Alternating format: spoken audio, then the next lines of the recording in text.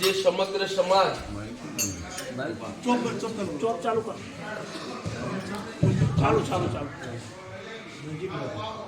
ભગવાન શ્રી રામચંદ્રજી અને એમનું અયોધ્યામાં 500 વર્ષ પછી પુનઃ પ્રતિષ્ઠા આ કાર્યક્રમને અંતર્ગત એકત્રિત થઈ અને આ થોડું ઇકો વધારે છે કદાચ કે આમ ચાલશે એવું છે તો બધા એકત્રિત થઈ અને જે કાર્ય આપણે કરવા જઈ રહ્યા છીએ ભગવાન રામચંદ્રજી બિરાજમાન થવા જઈ રહ્યા છે અને એનો ઉત્સાહ સમગ્ર સમાજની અંદર સમગ્ર હિન્દુ સમાજની અંદર જે ચેતના વ્યાપે જે ચેતનાની જાગૃતિ થાય એને પ્રત્યક્ષ જોવા જઈ રહ્યા છે. આપણે બધા સામાન્ય રીતે વાતો કરીએ કે ભાઈ 500 વર્ષે ભગવાન પોતે મંદિરમાં બિરાજમાન થશે તો 500 વર્ષ પછી થયું એટલા માટે આટલો ઉત્સવ છે કે ના માત્ર 500 વર્ષ થયું એટલે ઉત્સવ હોય તો ઘણા સ્થાનો એવી રીતના છે કે જે કાર્યો કદાચ સહસ્ત્રાબ્દી પણ ઘણી ઉજવાય છે 1000 વર્ષો થયા હોય એવા ઘણા ક્ષેત્રો છે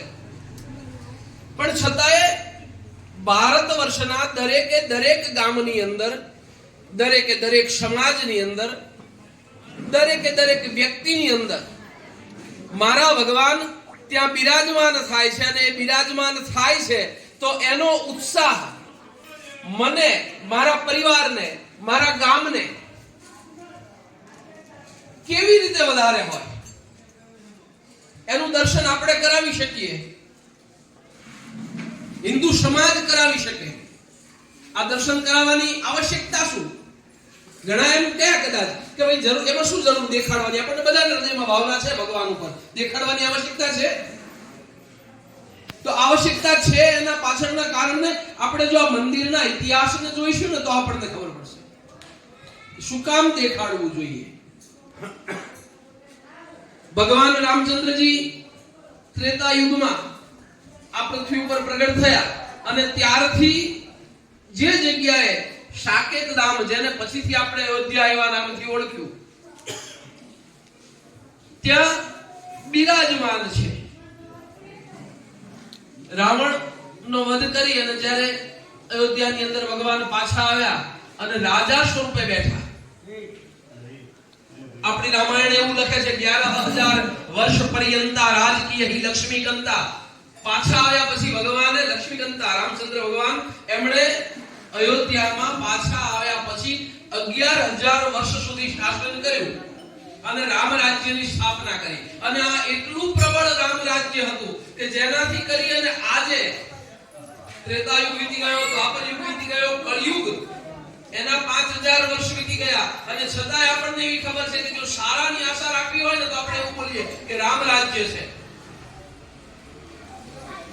કેટલી બધી મહાન સત્તા એમણે રાખી હશે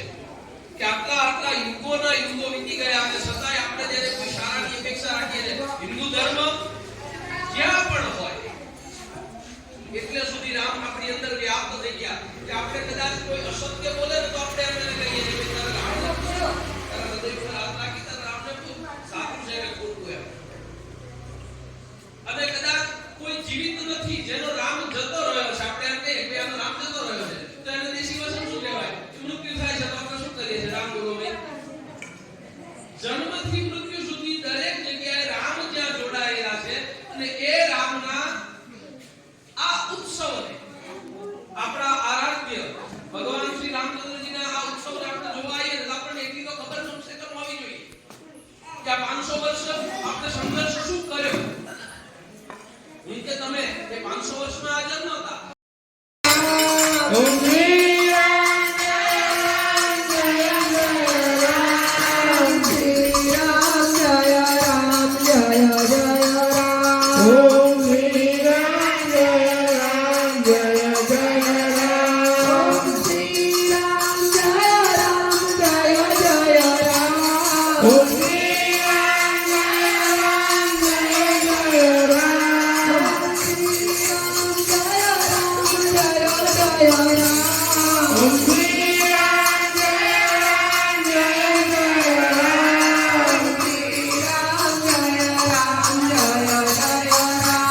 Oh